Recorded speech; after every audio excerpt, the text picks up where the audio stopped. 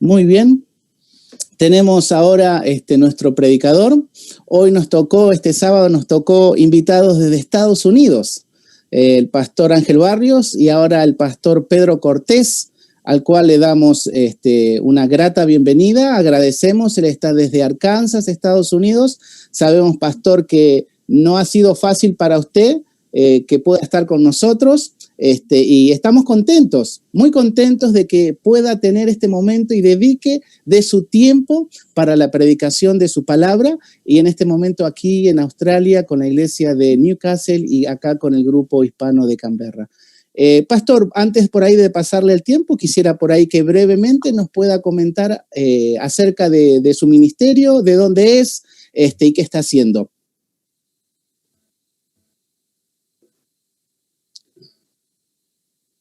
¿No lo escuchamos bien, pastor?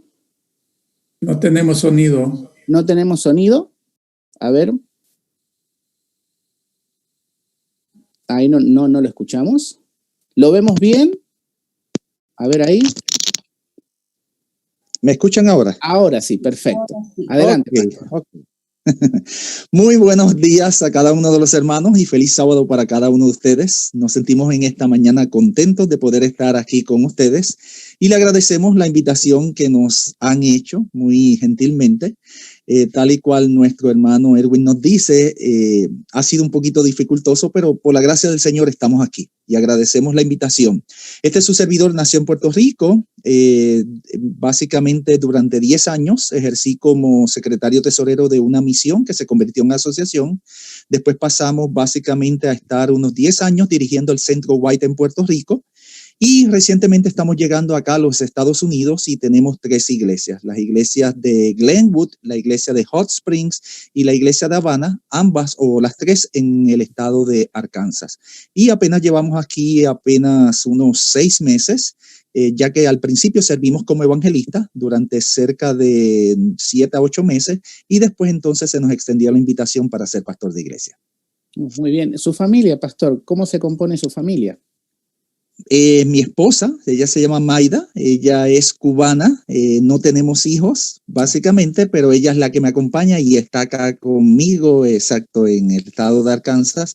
Estamos aquí en las 3 iglesias. Y la última pregunta, y le voy a dejar todo el tiempo restante, pastor, ¿cómo está la situación por ahí en Arkansas con respecto al COVID? Pues ha sido uno de los estados que está en alzada. Es decir, seguimos dando los cultos, cuidándonos. Yo, por lo menos, a nivel personal, estamos reuniéndonos ya físicamente, lunes en una iglesia, miércoles en otra, viernes en otra, y los sábados de forma reducida y con ciertos parámetros, pero siguiendo los parámetros de distanciamiento social y mascarillas e higiene. Y hasta el momento, pues gracias al Señor, el Señor nos ha bendecido y no ha habido infección a nivel de los miembros en la iglesia. Sí. Muy bien, como le dije, pastor, que el Señor pueda bendecir estos momentos, que pueda ungir sus labios. Queremos escuchar su mensaje y oramos para que este mensaje que usted ha preparado, que Dios ha puesto en su corazón, sea de bendición para cada uno de los que estamos aquí presentes y para aquellos hermanos y amigos que nos están escuchando en las diferentes redes sociales también. Que Dios los bendiga, pastor, el tiempo es suyo. Gracias. Bueno, nos sentimos contentos en esta mañana de estar con ustedes y tal y cual se ha anunciado, el tema que vamos a estar presentando es el tema del zarandeo. De hecho, el tema del zarandeo es uno de los temas, por así decirlo, más importantes que hay en el contexto de la escatología de nuestra iglesia, no solamente porque es el proceso que actualmente estamos esperando que llegue hasta nosotros, sino porque es el que va a definir el destino eterno de la gran mayoría de los miembros de la iglesia.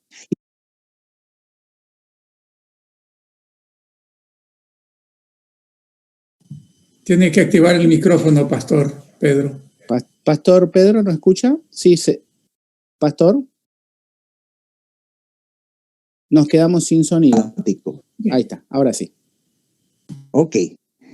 Voy a comenzar dando la introducción. El movimiento era constante y sistemático. Usualmente era ejecutado por 2 personas, aunque en ocasiones una sola persona lo podía ejecutar.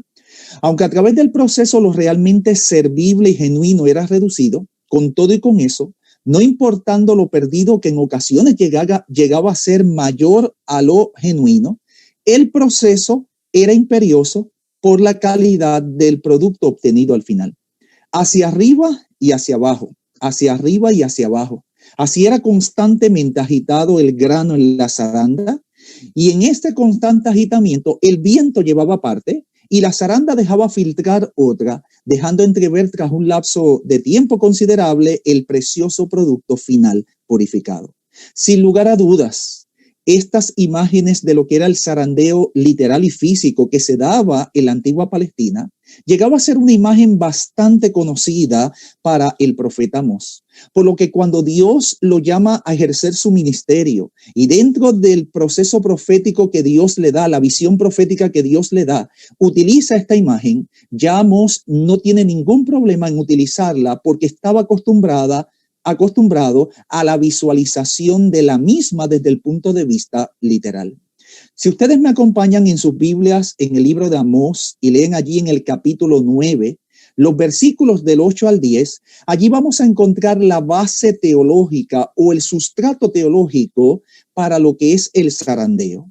Cuando nosotros vamos allí a Amós, capítulo 9, versículos del 8 al 10, encontramos entonces la base bíblica que nos da margen para lo que nosotros conocemos como el zarandeo. Allí Amós escribió: he aquí los ojos de Jehová el Señor están contra el reino pecador, y yo lo asolaré de sobre la faz de la tierra, mas no destruiré del todo la casa de Jacob, dice Jehová, porque aquí yo mandaré y haré que la casa de Israel sea zarandeada entre todas las naciones, como se zarandea el grano en una criba y no cae un granito en la tierra. A espada morirán todos los pecadores de mi pueblo que dicen: no se acercará ni nos alcanzará el mal. A través de esta profecía del profeta Amós podemos ver la imagen del zarandeo. De hecho, es en esta porción bíblica donde usted va a encontrar que se alude directamente, explícitamente y se utiliza la palabra zarandeo. Hablando de ese proceso, no de cómo el contexto en el libro de Amós nos presenta que es un proceso que va enfocado contra el reino pecador. Y nos dice que en ese proceso del zarandeo, cuyo foco central es el reino pecador, Dios va a asolar a su pueblo. Si su pueblo somos nosotros, la Iglesia Adventista del Séptimo Día, nosotros hemos entendido al tomar esta profecía del registro veterotestamentario, filtrarla a través de la cruz, hemos entendido que es un proceso que atañe al pueblo de Dios del tiempo del fin. Y cuando Dios asole a su pueblo, dice que no lo destruirá del todo, dando a entender que habrá una porción que sí será destruida, pero el pueblo, a pesar de ser zarandeado, no será destruido del todo. Me llama la atención porque en la profecía de Amós encontramos que dice que va a haber un grupo de personas, esas personas que han de ser asoladas, que morirán. Pero note quiénes son los que van a morir.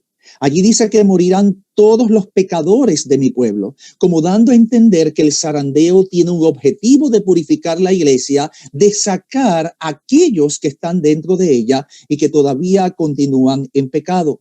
De hecho, es interesante encontrar que cuando dice allí que morirán todos los pecadores, se alude a un grupo particular, aquellos que dicen no se acercará ni nos alcanzará el mal. En otras palabras, aquellos que estando en la iglesia creen que Dios va a seguirlos tolerando con su impenitencia, con su falta de honradez y con su desobediencia. Pero no solamente encontramos que el profeta Amós tiene una imagen de lo que es el zarandeo. En el Antiguo Testamento también encontramos que el profeta Zacarías también alude al proceso del zarandeo sin mencionarlo explícitamente. Si usted acude allí al libro de Zacarías y lee conmigo en el capítulo 13 los versículos del 7 al 8, allí encontramos la segunda base bíblica o teológica que nos habla acerca del zarandeo. Zacarías capítulo 13, versículos 7 y 8 nos dice de la siguiente manera: levántate, oh espada, contra el pecador y contra el hombre compañero mío, dice Jehová de los ejércitos, hiere al pastor y serán dispersadas las ovejas, y haré volver mi mano contra los pequeñitos, y acontecerá en toda la tierra, dice Jehová, que las 2/3 partes serán cortadas en ella y se perderán, mas la 1/3 parte quedará en ella. y meteré en el fuego a la tercera parte, y los fundiré como se funde la plata, y los probaré como se prueba el oro. Él invocará mi nombre y yo le oiré, y diré, pueblo mío, y él dirá, Jehová es mi Dios. Es interesante entonces encontrar en esta segunda alusión que nos trae un sustrato teológico del zarandeo, ver cómo ahora, sin aludir directamente a la palabra zarandeo, se habla del proceso. Y note cómo en el profeta Zacarías nos dice que 2/3 partes serán cortadas en ella. Es decir, hablando de su pueblo, Dios nos da a entender a través de esta profecía que pareciera ser que hay más cizaña en la iglesia que trigo. Por eso dice que 2/3 partes serán cortadas. 1/3 parte dice que entonces quedará en ella. Pero note lo que dice ese último versículo, ¿qué Dios va a hacer con esa tercera parte que quede?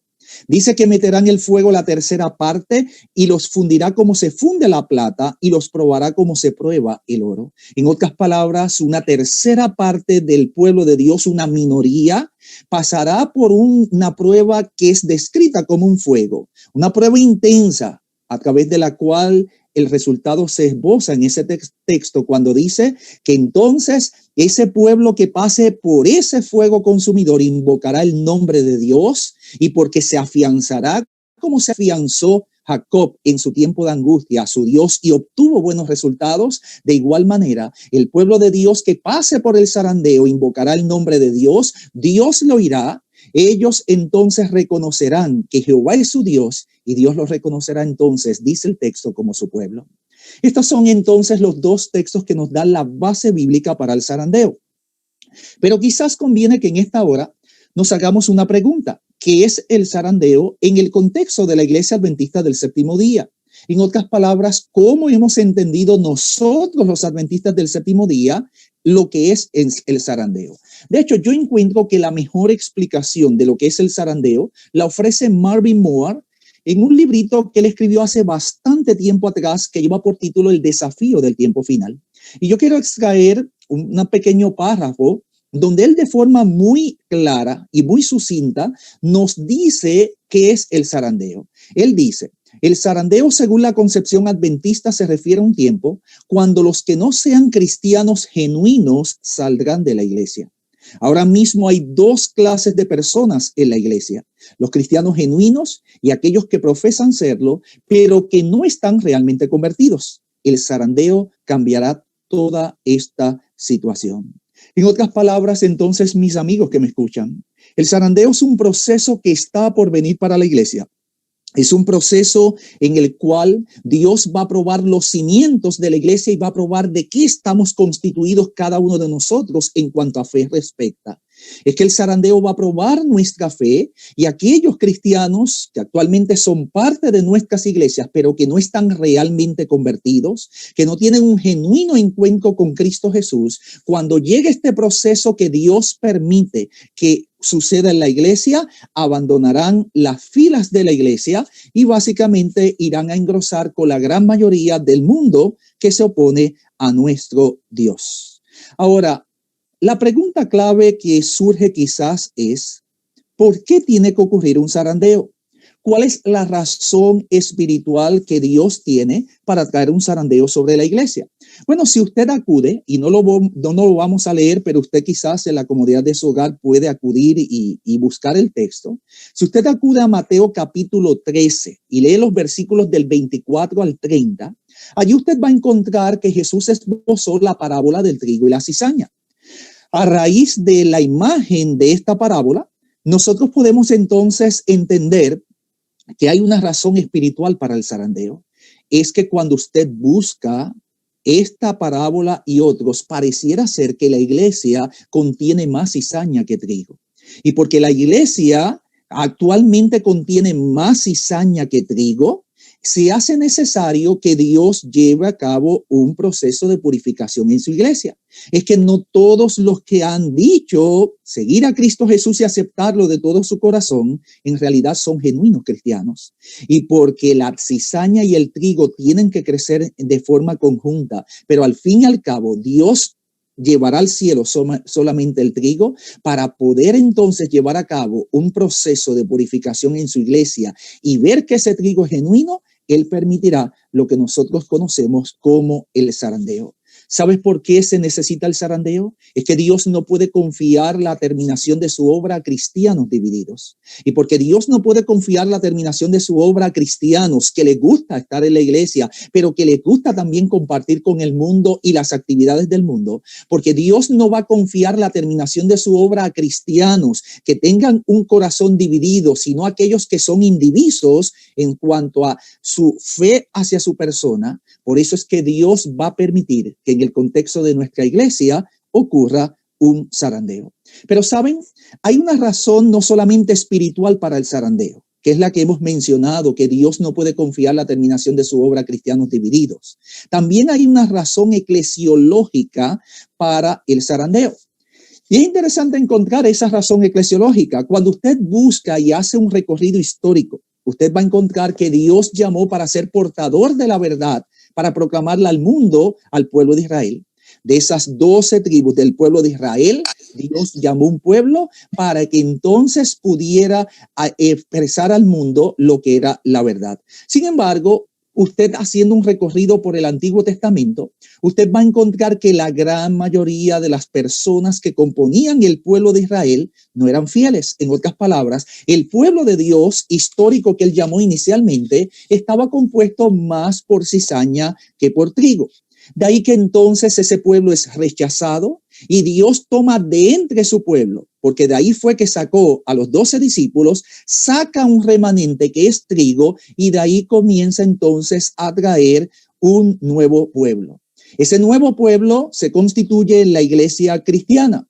Pero usted sabe que con el pasar del tiempo, aproximadamente en el siglo IV, esa iglesia que había sido fundada por Cristo en el siglo I y por los apóstoles, comenzó a corromperse cuando se institucionalizó. Y una vez ese pueblo que Dios había establecido crece, usted va a ver que estaba compuesto más de cizaña que de trigo.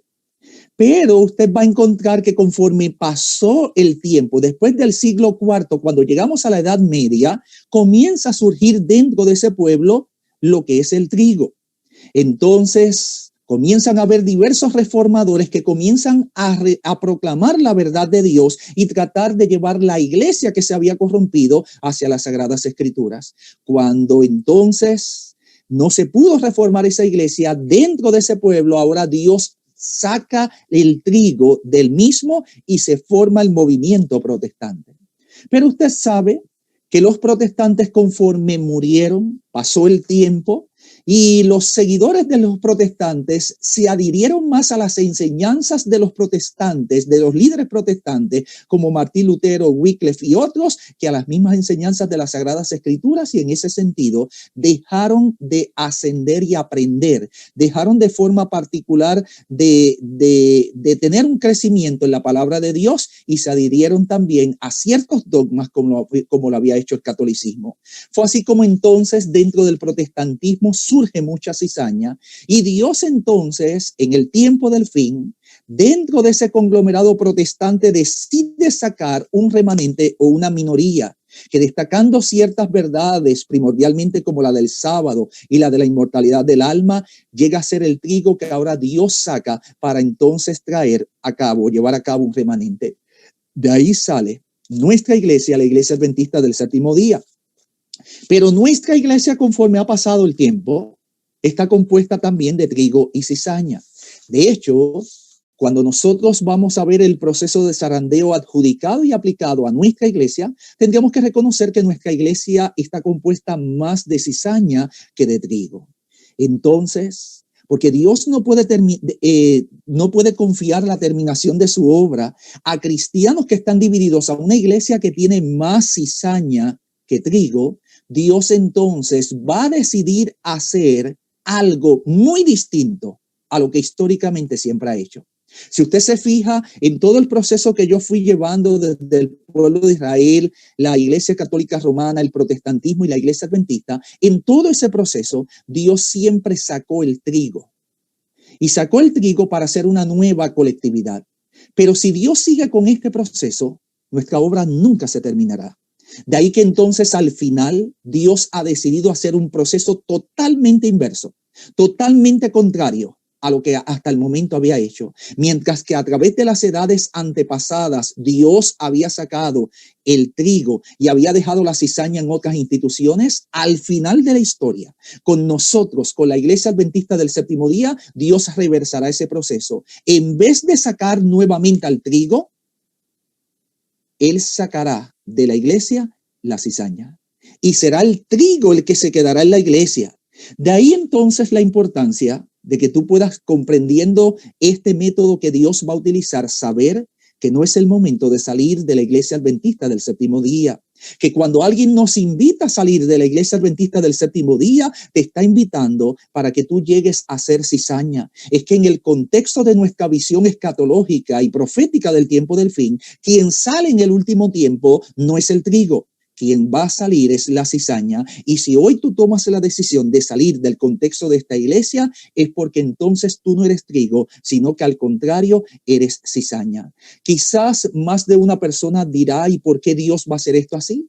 Es que si Dios continúa siguiendo ese mismo patrón, nunca terminará con su proceso y su obra en esta tierra. Y porque Dios quiere utilizar a sus hijos en el último fuerte pregón, Él necesita llevar a cabo, permitir que las filas del adventismo haya un zarandeo con el fin de depurar a su iglesia, sacar a aquel que es genuino y utilizarlo para su gloria y su honra con todo poder en el último gran pregón que va a surgir. Quizás más de un amigo que nos escucha pudiera preguntar, y Pastor Cortés, ¿cómo usted puede probar esto que usted está diciendo? La razón eclesiológica para el zarandeo. Bueno, si usted repasa los textos de Amós y Zacarías, usted va a ver que en esos textos se alude en que Dios va a sacar a los pecadores.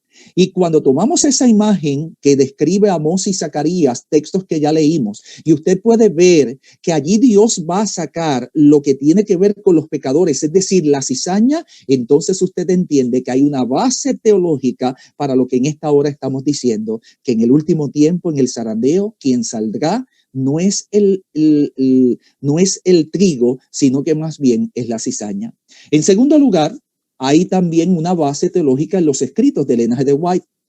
Allí en el libro Mensajes Selectos, tomo 2, la página 436 y 437, Elena G. de White nos presenta una cita que sirve de base para lo que estamos diciendo. Notemos lo que ella dice. Ella dice, puede parecer que la iglesia está por caer, pero no caerá. Ella permanece en pie mientras que los pecadores que hay en Sion son tamizados, mientras que la paja es separada del trigo precioso. Es una prueba terrible y sin embargo tiene que ocurrir. Nadie fuera de aquellos que han estado venciendo mediante la sangre del Cordero y la palabra de su testimonio serán contados con los leales y los fieles, con los que no tienen mancha ni arruga del pecado, con los que no tienen engaño en sus bocas. Debemos despojarnos de nuestra justicia propia y vestirnos con la justicia de Cristo. Note cómo ella dice que parece que la iglesia está por caer, pero no caerá. Porque una gran mayoría de los miembros que hoy nos acompañan, porque no son fieles y genuinos, cuando llegue el zarandeo, terminarán saliendo de las filas del adventismo y nuestras iglesias se vaciarán al punto que pareciera ser que va a desaparecer. Note cómo ella dice que a pesar de que parece que va a caer, la iglesia permanece en pie. Mientras que los pecadores que hay en Sion, dice allí, son tamizados, es decir, son echados fuera. Aquí está la visión profética bajo la visión de Elena de White de lo que es el zarandeo, y ella concuerda perfectamente que son los pecadores, son los que son cizaña, los que van a salir de la iglesia. En el conflicto de los siglos, en la página 666, una página bastante fácil de recordar, ella nos da una segunda visión del zarandeo. Allí dice, conforme vaya acercándose la tempestad, muchos que profesaron creer en el mensaje del tercer ángel, pero que no fueron santificados por la obediencia a la verdad, abandonarán su fe e irán a engrosar las filas de la oposición. Note cómo entonces en esta descripción ella dice que el proceso esencial para permanecer es no solamente tener la verdad, es más que tener la verdad, ser santificados por esa verdad. es vivir los principios de la verdad. Y quizás ahí es donde está el problema del adventismo. En múltiples ocasiones vamos a la iglesia si nos jactamos de pertenecer al pueblo de Dios, de tener la verdad, pero esa verdad no la vivimos. Y si esa verdad no llega a ser una vivencia que nos lleva a un proceso de santificación, por no haber sido santificados por la obediencia a la verdad, ella llega a dar la conclusión, lo que será el desenlace final cuando ocurra el zarandeo. Entonces todas esas personas que estuvieron en la verdad pero que no fueron santificados por la verdad, abandonarán su fe e irán a engrosar las filas de la oposición. Una vez nosotros hemos visto la razón eclesiológica para el zarandeo, conviene que entremos a ver las causas del zarandeo. Y hubo un director asociado del Centro White que por años sirvió al centro y dio clases en diversos lugares del mundo. Y él hizo un excelente estudio con relación a las citas de Elena de White y el zarandeo. Y él se llama Roger Kuhn. Roger Kuhn, en sus escritos, él encuentra que hay unas 4 causas para el zarandeo según la visión de Elena de White. Y yo quiero compartir con ustedes esas 4 causas según las esposa este autor. En primer lugar, él habla de persecución externa a la iglesia. Una de las cosas que va a llevar o va a producir el zarandeo es la persecución. De hecho, en el contexto de nuestra iglesia, y lo vamos a ver más adelante, nosotros creemos que la persecución final es la que va a llevar a cabo el zarandeo en el contexto de nuestra iglesia. Y creemos que esa persecución final va a venir por una unión muy particular de la iglesia y el Estado. Cuando esa unión se dé, entonces eso va a probar la fe de cada uno de nosotros. En segundo lugar, él habla, basado en los escritos de Elena de White, de falsas teorías en la iglesia. Y es interesante encontrar que cada vez más y más personas, a través de la facilidad que nos ofrece el Internet, encuentran y escuchan lo que son falsas teorías. Déjame decirle a mi amigo y mi hermano que me escuchas, que a veces esas falsas teorías vienen de personas muy elocuentes, de personas que conocen muy bien la Biblia y el espíritu de profecía, que a veces hilvanan de una manera muy lógica lo que están diciendo, pero que no es cierto. Y yo quisiera recalcar esto porque hoy en día, a través del Internet, nosotros estamos encontrando muchas falsas teorías, personas que constantemente están esbozando mensajes que no tienen un cumplimiento, que no se pueden validar, que no se basan en buenos principios de interpretación de la Escritura. Son oídos por muchas personas y lo que esto va a provocar al fin y al cabo es que esas personas pierdan la fe, lamentablemente. Las falsas teorías vienen de diversas maneras. Y yo te animo a que tú puedas ser cuidadoso con relación a lo que tú escuchas, a lo que tú les prestas atención, a lo que tú dices que es palabra de Dios. En tercer lugar, Elena de White habla de una corrosiva mundanalidad. Esta corrosiva mundanalidad, ella describe que está causada por 2 factores. Número 1, fracaso en recibir el amor de la verdad. Y note lo que ella está diciendo, no es fracaso en recibir la verdad. Todos los que estamos en el contexto de nuestra iglesia hemos recibido la verdad, pero ella no habla solamente de la verdad, habla del amor de la verdad, el amor de la verdad. En otras palabras, muchos hoy profesan tener la verdad, pero pocos viven esa verdad en el principio del amor. Y para no ser zarandeados no basta con tener la verdad.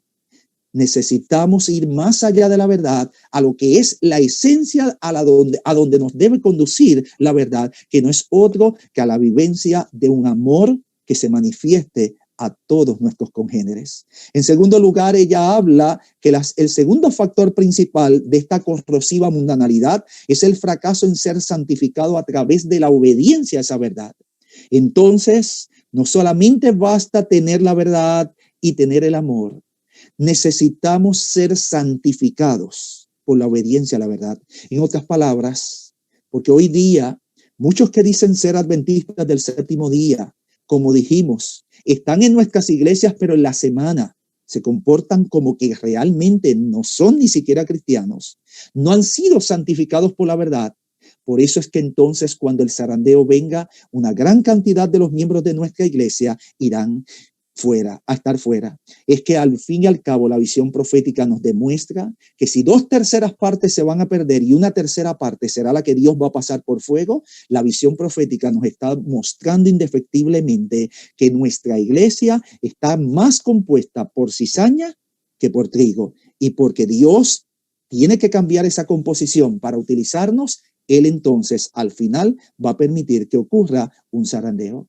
Y por último, la cuarta razón que Roger Kuhn ve en los escritos de Ellen G. White para un zarandeo es la resistencia al testimonio directo del testigo fiel. Si ese testimonio directo del testigo fiel de la Odisea es el mensaje de la justificación por la fe, pareciera ser que el mensaje de la justicia por la fe, no solamente en la teoría, sino en la práctica, jugará un papel importante en el último tiempo. Solamente cuando llegue ese tiempo, quizás esta visión de lo que es el testimonio directo del testigo fiel, lo llegaremos a comprender a plenitud. Sin embargo, su servidor ha hecho un estudio también con relación al zarandeo. Y he podido encontrar cerca de unas 8 causas para el zarandeo. Algunas de ellas van a ser concurrentes con lo que dijo básicamente el doctor Roger Kuhn, y otras quizás van a ampliar. No voy a estar leyendo todas las citas de Ellen G. White porque nos vamos a extender mucho, pero sí voy a hacer referencia a dónde se encuentra la causa que estoy mencionando, y voy a hacer referencia a algunas de las palabras que Ellen G. White está mencionando en esa cita. La primera cita está en Testimonios, tomo 5, página 438. Y cuando usted busca esa cita, usted va a ver que ella dice que una de las causas del zarandeo es la conformidad al mundo. Cuando usted y yo, poco a poco, nos habituamos a este siglo, nos habituamos a la maldad y hacemos quizás como hizo Lot, nos vamos acercando cada vez más y más y de forma imperceptible al pecado hasta que estamos dentro de la gran ciudad. Cuando eso sucede con nosotros y nos conformamos a este mundo, eso puede ser una causa para nosotros ser zarandeados. Es que al fin y al cabo este mundo usurpará la devoción que está en nosotros y que debe ser única y exclusiva para con nuestro Dios. No solamente ella habla de conformidad al mundo, ella dice que en ese tiempo la clase superficial y conservadora, cuya influencia constantemente impidió los progresos de la obra, renunciará a la fe. Y aquí entonces ella está hablando de superficialidad. Cuando tú y yo no hemos echado raíces en la palabra de Dios, cuando tú y yo no conocemos lo que como iglesia creemos, nuestras 28 creencias, y no las podemos explicar, cuando tú y yo tenemos una relación con Cristo que es superficial, eso puede ser una causa para el zarandeo. Y noten cómo bajo superficialidad su servidor no solamente esboza un conocimiento docto de las Sagradas Escrituras, no. Voy un poco más allá de un conocimiento de las Escrituras. Yo creo que es importante que tengamos una relación viva y estrecha con nuestro amado Dios. En el libro Testimonio para los Ministros, en la página 112, ella menciona otra causa del zarandeo. Y ella habla de falsas teorías. Ya debido a que Roger Kuhn mencionó este mismo aspecto y su servidor abundó, no tengo que abundar mucho, pero sí quiero volverle a decir. Cada vez más y más a través del internet, usted va a encontrar muchos predicadores que no necesariamente, aunque tienen elocuencia, dicen ser adventistas o salieron de nuestra iglesia, están diciendo la verdad. Si usted es exhaustivo y cuidadoso en lo que escucha y busca el contexto de muchas de sus citas, verá que han sido arregladas para enfocarse en un fin y llevar un mensaje que no necesariamente lleva el sello divino. Hay una tercera causa que está allí en Primeros Escritos, la página 50. Allí ella llega a decir el potente zarandeo ha comenzado y proseguirá de suerte que aventará a cuantos no estén dispuestos a declararse por la verdad con valentía y tenacidad, ni a sacrificarse por Dios y su causa. Note entonces otra de las causas del zarandeo. No están dispuestos a declararse por la verdad con valentía y tenacidad. Hoy día es muy fácil ser adventista del séptimo día. Pero si hoy, siendo fácil ser adventista del séptimo día, tú escondes tu Biblia cuando vas a la iglesia, tú niegas tu fe, ¿qué será de aquel tiempo cuando seremos confrontados ante los tribunales y gente elocuente con relación a nuestra fe? ¿Sabes, mi amigo y mi hermano que me escuchas?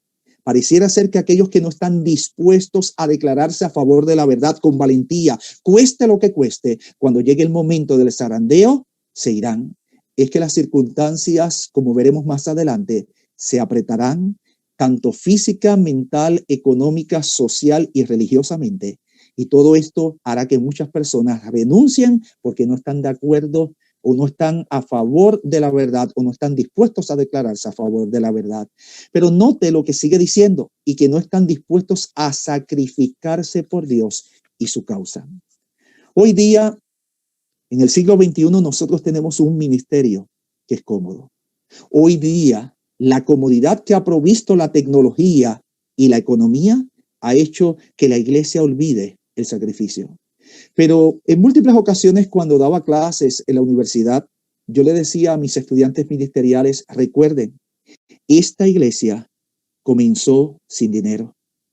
Y aunque ahora no podemos decir no tengo plata y oro, y tampoco podemos decir tampoco en el nombre de Jesús levántate y anda, aunque la realidad es que como iglesia no podemos decir que no tenemos plata ni oro, la realidad es que al final esta iglesia concluirá la obra como la comenzó, la concluirá sin dinero.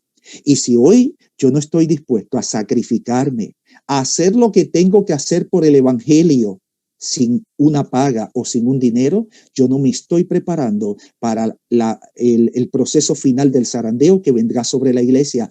Es que aquí se habla de tenacidad y sacrificio por la causa de Dios. Cuán importante es que nosotros miremos lo que los pioneros hicieron, cómo se sacrificaron, cómo sin dinero echaron hacia adelante la causa. Es que esta iglesia comenzó sin dinero y terminará sin dinero. Y ojalá que tú seas conscientes de que ese es el sacrificio que Dios nos va a pedir al final y que debemos ser fieles hasta el final. En el libro Primeros Escritos, la página 271, ella entonces expone otras causas para el zarandeo. Ella dice que los descuidados e indiferentes que no se unieron con quienes apreciaban la victoria y la salvación lo bastante para perseverar en anhelarlas, orando angustiosamente por ellas, no la obtuvieron. En otras palabras, hay una tercera causa: personas que no aprecian la victoria y la salvación. Y yo quiero hacer un paréntesis aquí para preguntarte, ¿cuánto valoras tu salvación? ¿Qué estás dispuesto a hacer y a dejar para obtener eso que Dios te da de forma gratuita? Pues mira, yo siempre he dicho que Dios le va a dar la salvación a aquellos que la quieran de corazón.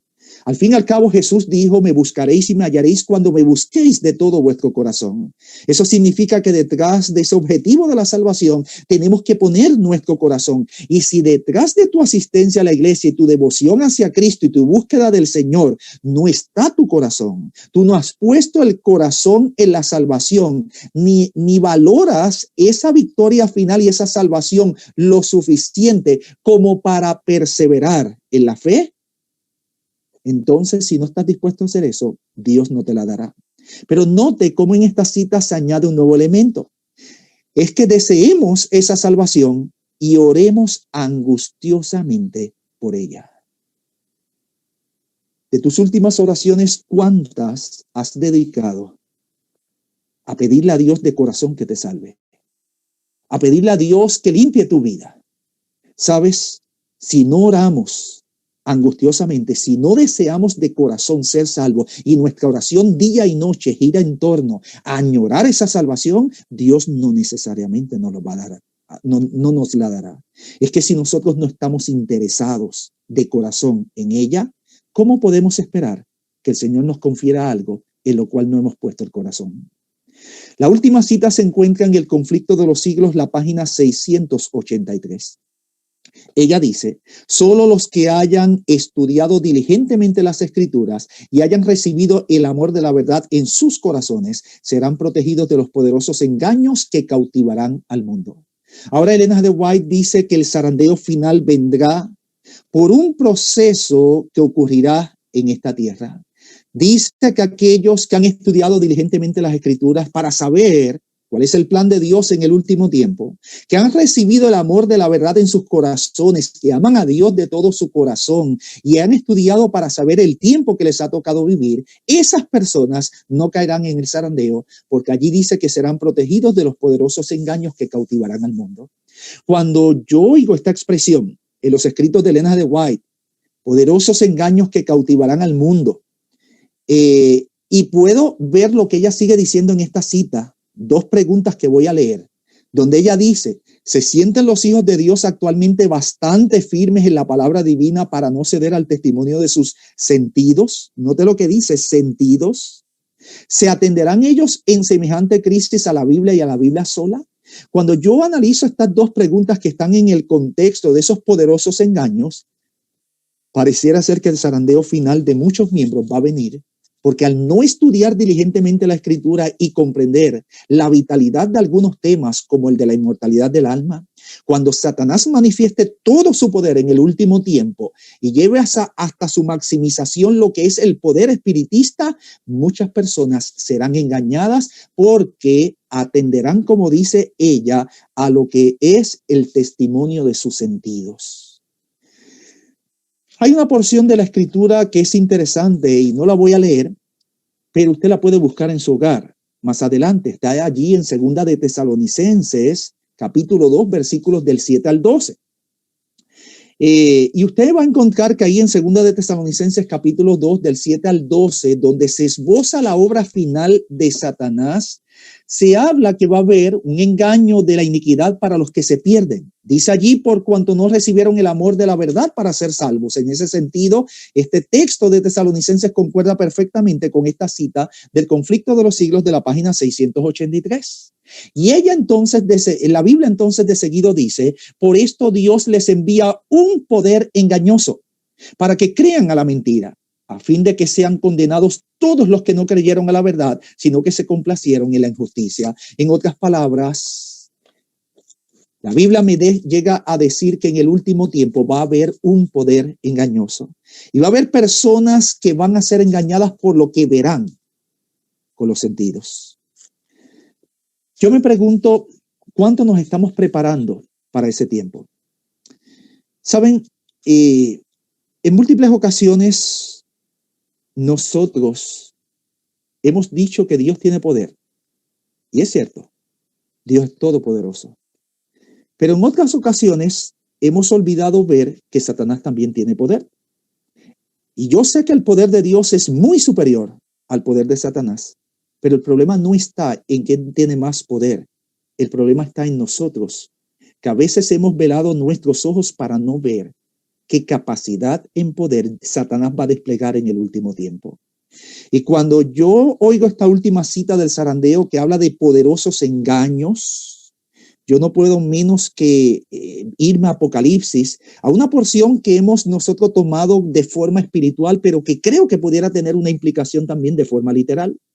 Cuando allí dice que allí el falso profeta hace descender fuego del cielo delante de los hombres, hemos espiritualizado el asunto siempre en el libro de Apocalipsis, pero esta imagen nos da a entender que Satanás probablemente en el último tiempo lleva a cabo unos milagros más allá de lo que nosotros hayamos imaginado. En el libro Las llaves de esta sangre, este libro que está aquí, que sé que algunos de ustedes conocen, en la página 627 y 628, hay una historia impresionante. El autor Malachi Martin, como jesuita, firme creyente en las apariciones de la Virgen María, hace alusión a algo que ocurrió en 1917 allí en Fátima, Portugal. Y va directamente con esto porque nos va a ayudar a visualizar cuál es el grado del poder que Satanás va a desplegar en el último tiempo que nosotros ni siquiera en el presente hemos sacado tiempo para imaginar.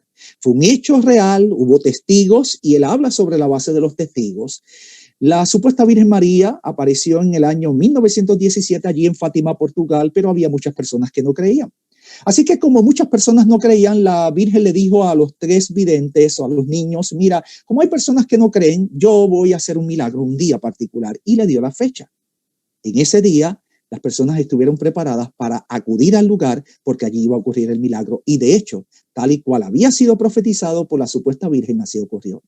Es interesante porque el autor Malachi Martin nos da el contexto y nos dice que la noche anterior al milagro estuvo lloviendo toda la noche, al punto que había lodo por todo lugar y estaba pantanoso el camino. Pero con todo y con eso, en la mañana, que todavía seguía lloviendo, las personas se reunieron bajo la lluvia porque iban a presenciar el milagro. En ese día, las videntes comenzaron a ver la supuesta virgen y el sol comenzó a girar de una forma particular. Él le llama en el libro, hubo la danza del sol. Dice que ese sol comenzó a despedir diversos rayos de diversos colores y comenzó a danzar. A danzar significa moverse hacia el frente y hacia atrás, hacia el frente y hacia atrás. Pero un detalle interesante que él da es que en un momento particular el sol llegó a moverse tan y tan hacia el frente que las personas comenzaron a sentir el calor.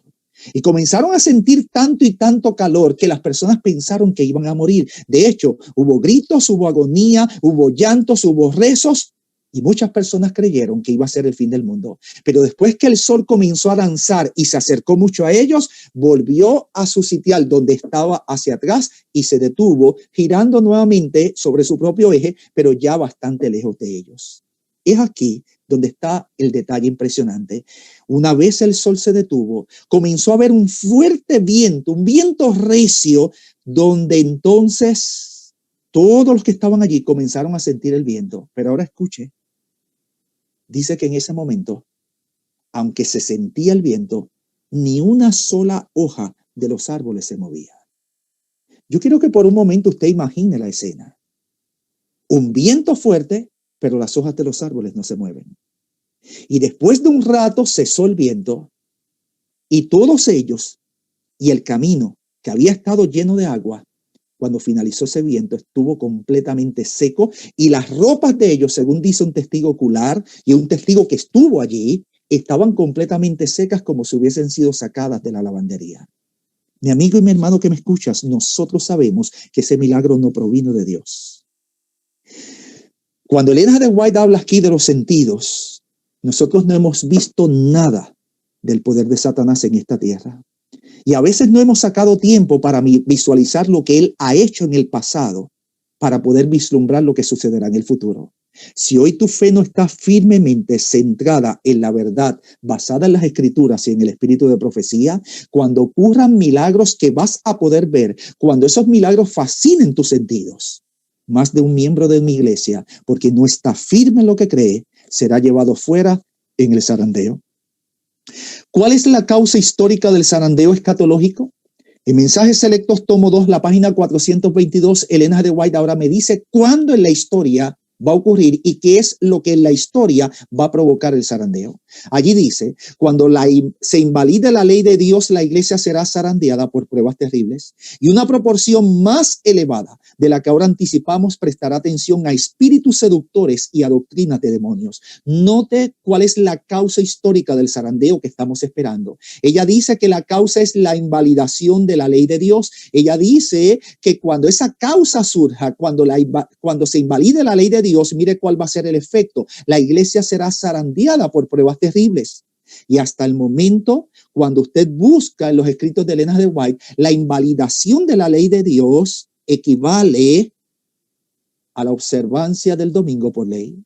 Es que Dios ha dicho en la escritura que el sábado es el día de reposo, pero cuando los Estados Unidos de Norteamérica y las naciones del mundo, siguiendo el ejemplo de ella, comienzan a implantar por ley el domingo como día de reposo, porque Dios ha dicho en su palabra y ha sido claro que el sábado es el día de reposo, y ahora el Estado, utilizando mal el poder que Dios le ha dado, implantará una ley que estará en contra de la ley de Dios. El Estado entonces, por esa acción, estará invalidando la ley de Dios, y entonces esta cita de Elena de White se estará cumpliendo. Es a ese proceso que ella se refiere cuando dice, cuando se invalide la ley de Dios, la iglesia será zarandeada. Si lo que va a invalidar la ley de Dios será la ley del Estado, implantando el domingo donde Dios había puesto el sábado, lo que esta cita me quiere decir es que una vez se comiencen a implantar las leyes dominicales, en algún momento eso hará que la iglesia sea zarandeada a través de esa unión político-religiosa de iglesia y Estado, donde se va a restringir la libertad religiosa. Dios utilizará ese proceso en el tiempo final para probar tu fe y mi fe, donde nosotros estamos anclados, de qué estamos constituidos en cuanto a sustrato de la fe se refiere. Es que allí dice que la iglesia será zarandeada y se desembocará en el poder espiritual último del cual hemos hablado, en el cual muchos prestarán atención a espíritus seductores y a doctrinas de demonios. ¿Saben, mis hermanos? Quizás esto nos lleva a preguntarnos, pero Pastor Cortés, me dirá alguno, ¿y cuántas personas van a estar en este proceso? Mire, el zarandeo tiene una extensión y Dios le dio una visión bastante clara a Ellen G. White de la extensión que tendrá el zarandeo. Hablando de la extensión del zarandeo, Ellen G. White utiliza las palabras una proporción más elevada de la que ahora anticipamos en la cita que acabamos de leer. En otra cita ella dice una gran mayoría. En otras citas ella dice la mayoría. Esta descripción general llega a ampliarla mucho más cuando ella llega a ser más específica, porque cuando dice una gran mayoría o la gran mayoría o una proporción más elevada que la que ahora anticipamos, muchas personas preguntan, ¿y cuántas personas serán? Bueno, ella habla en Testimonios para los Ministros de familias enteras. Ella habla en el libro Testimonios, tomo 8, página 41, de compañías enteras. Ella habla en Testimonios, tomo 5, página 81, de la ensombrecida cizaña, donde pensábamos que solo habían ricos depósitos de grano, una metáfora de la agricultura. Ella habla de hombres de talento y de hablar agradable, oradores dotados. Y ella habla de muchas estrellas admiradas por su brillantez en profetas y reyes. La cita anterior estaba en el conflicto de los siglos. ¿Saben, mis hermanos? Cuando ahí dice hombres de talento y de hablar agradable, es impresionante observar cómo los dos, y se lo dejo de asignación o de tarea, como los dos mejores predicadores que tuvo la Iglesia Adventista del Séptimo Día en tiempos de Ellen G. White, ambos los mejores, terminaron fuera de la Iglesia Adventista del Séptimo Día, y uno de ellos terminó contristando el Espíritu Santo y sellado para perdición. Sí, mis hermanos, muchas estrellas admiradas por su brillantez, cuando llegue el proceso del zarandeo, se irán. La pregunta clave es, ¿dónde estarás tú? Saben, al hablar del efecto del zarandeo en el manuscrito 175 de 1912, Ellen G. White ofrece solamente dos opciones. Ella dice, cada miembro será firmemente establecido en la verdad de la cual no podrá ser removido, o cada uno será zarandeado y echado fuera. Hay solamente dos opciones. Cuando llegue el zarandeo y está por ocurrir, eso es lo que proféticamente estamos esperando. Ya no hay nada que lo impida. Cuando llegue ese proceso, o tú eres firmemente establecido en la verdad y tu carácter llega a ser fijado para la eternidad, o serás echado fuera. La pregunta clave que yo hago en esta hora es, ¿dónde estarás tú? El destino final depende de lo que hoy, día tras día, en las pequeñas cosas, en los pequeños detalles, estamos haciendo. Eso que parece sin importancia, que no se ve, determinará el destino eterno. Por eso, al concluir, yo quiero dar una cita que aparece allí en Testimonios, tomo 5, la página 129. Y con esto quiero concluir. Ellen G. White dice, una tormenta está surgiendo que arrancará y probará los fundamentos espirituales de cada uno hasta lo sumo. Yo llamo en un tema que tengo, huracán categoría 20. Es una tormenta que se está acercando y va a probar los fundamentos espirituales de cada uno de nosotros. Entonces, porque esa tormenta se acerca a pasos agigantados y estamos en ese tiempo, ella dice, por lo tanto, evita el edificar sobre la arena. Busca la roca, cava profundo, asegura tus fundamentos, edifica, dice ella, edifica para la eternidad, edifica con lágrimas y oraciones sinceras.